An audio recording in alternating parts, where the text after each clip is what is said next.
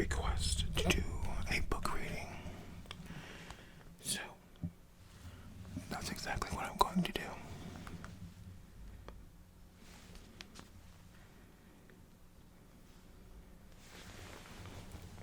Today's book is titled Anti-Procrastination Hacks: How to Stop Being Lazy, Overcome Procrastination, and Finally Get Stuff Done.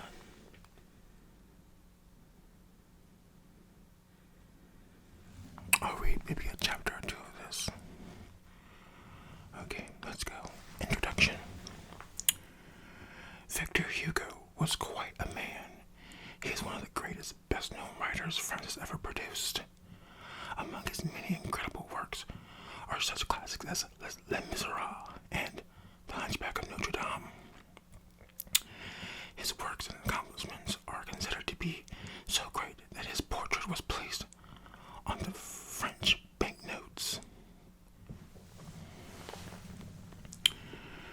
From all this, you wouldn't be alone in assuming that this seemingly ultra-productive man of immense accomplishment should be what all of us frustrated procrastinators aspire to be.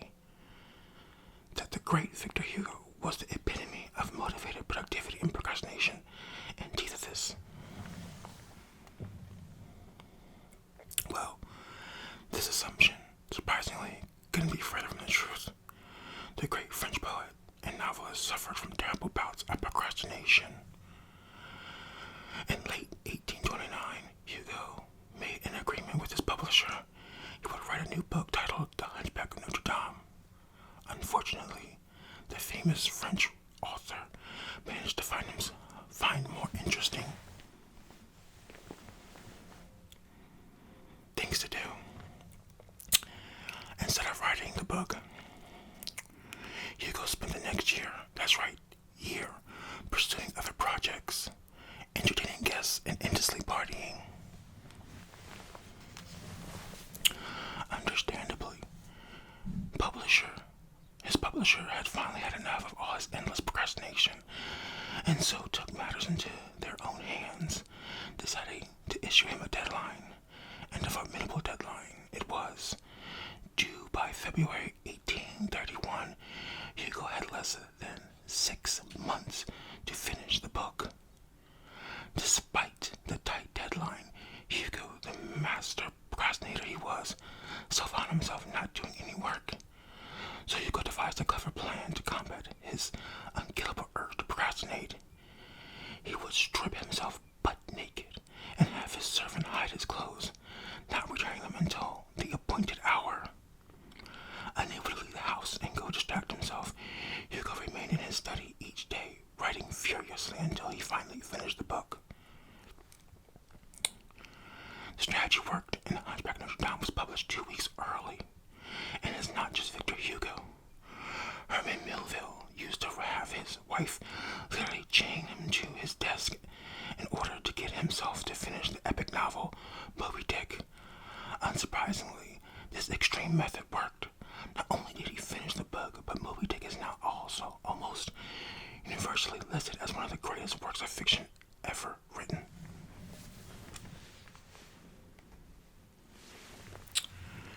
Likewise, a bout of procrastination forced Frank Lloyd Wright, the great American architect, to design his most famous house in less than 2 hours. Yes, you heard that right, 2 hours.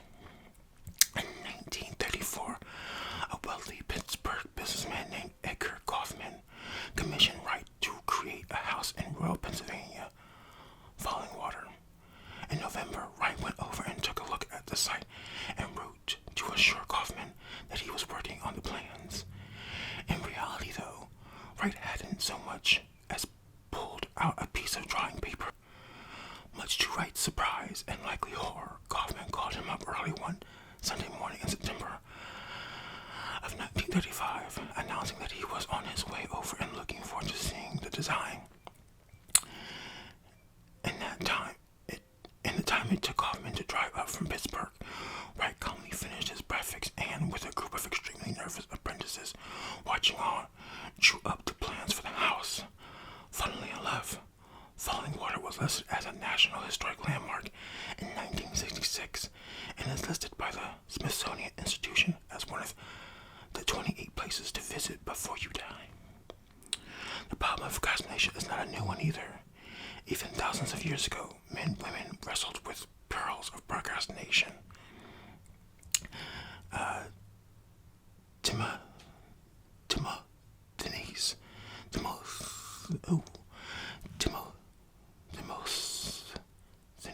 Demosthenes, an ancient Greek orator, would shave one side of his head in order to force himself to stay indoors. Practice speeches for fear of ridicule. Not only that, different a solution to Victor Hugo's hide your clothes method. Oh, not all that different a solution to Victor Hugo's hide your clothes method.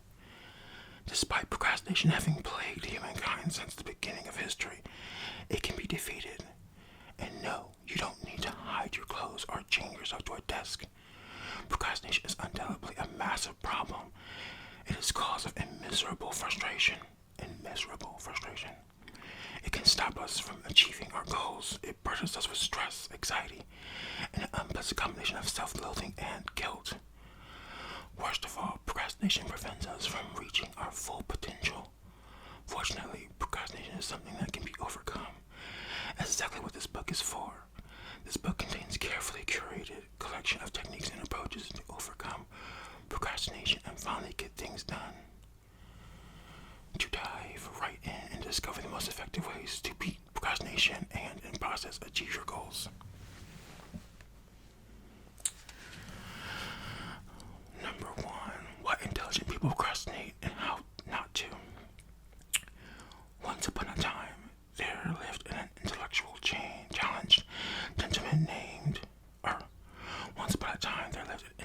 challenged gentleman His finger would constantly be burned on stovetops and pricked by thorny rose bushes.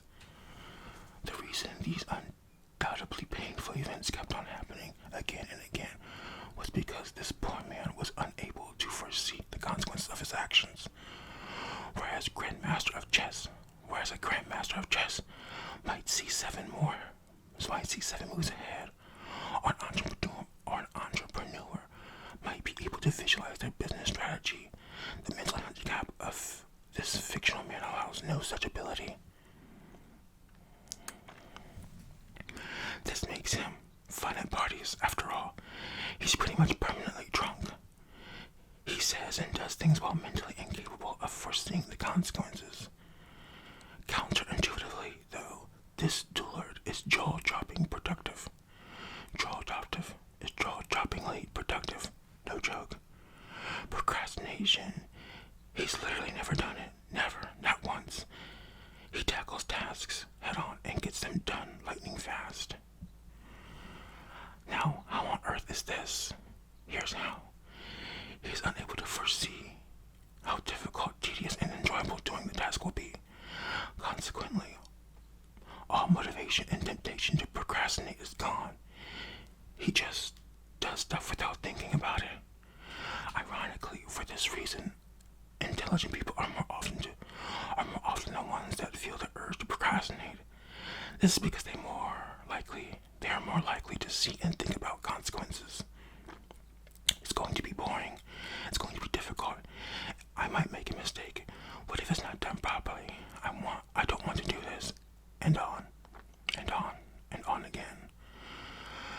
Our intelligence ends up being used against us to foresee how tedious and unpleasant doing a certain task will be, motivating us in the process.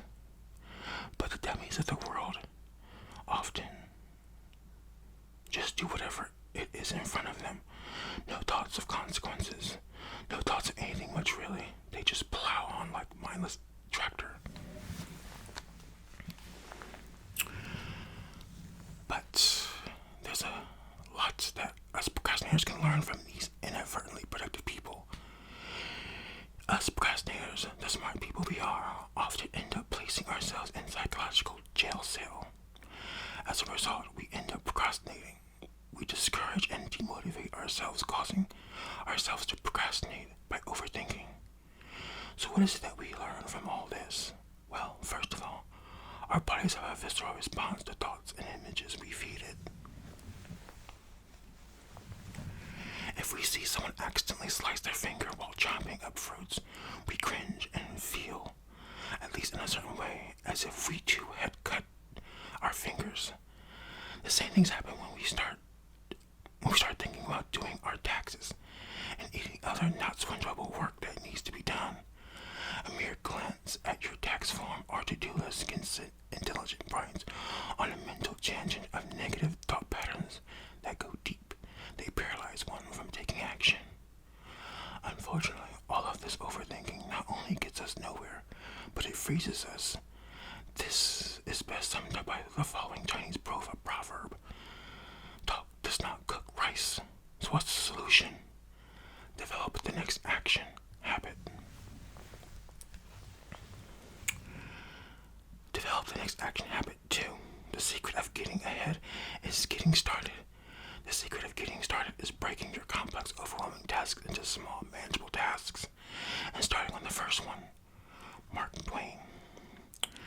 In his book, Getting Things Done, David Allen jokingly writes, so what's the solution? There's always having a drink. Numb it, dumb it down.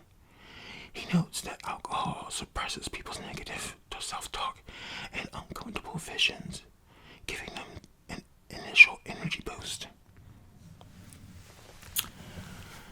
Taking cue from the effects of alcohol, Allen discusses the power of intelligent dumbing down your brain by figuring out the next action. What does he mean by this?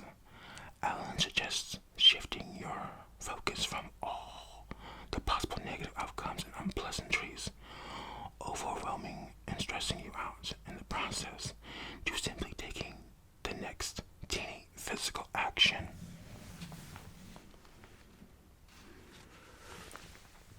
One,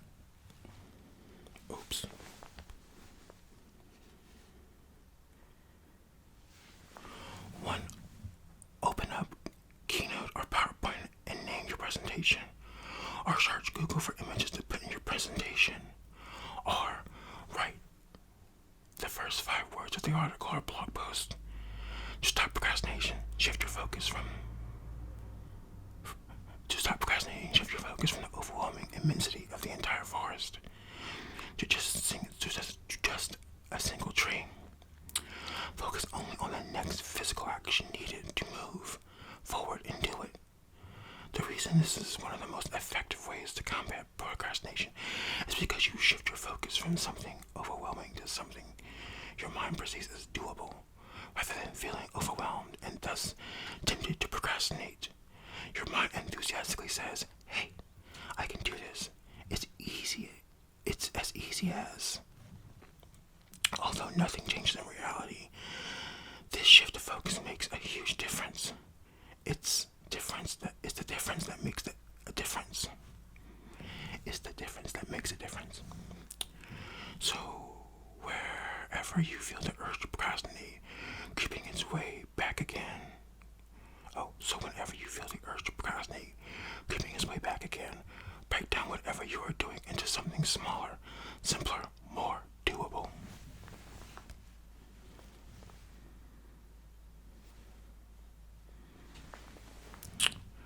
Okay, so I think that's going to be all I read for this. I'm trying to keep it under 15 minutes of reading, but we will continue this book. So, yeah, it's a very interesting read so far. I want you guys to tell me what you think of it. I'll be eager to get into the next couple of hacks, so to speak. So, there you have it. Anti-Procrastination Hacks. How to stop being lazy, overcome procrastination, and finally get things done. Alright guys, I really hope you enjoyed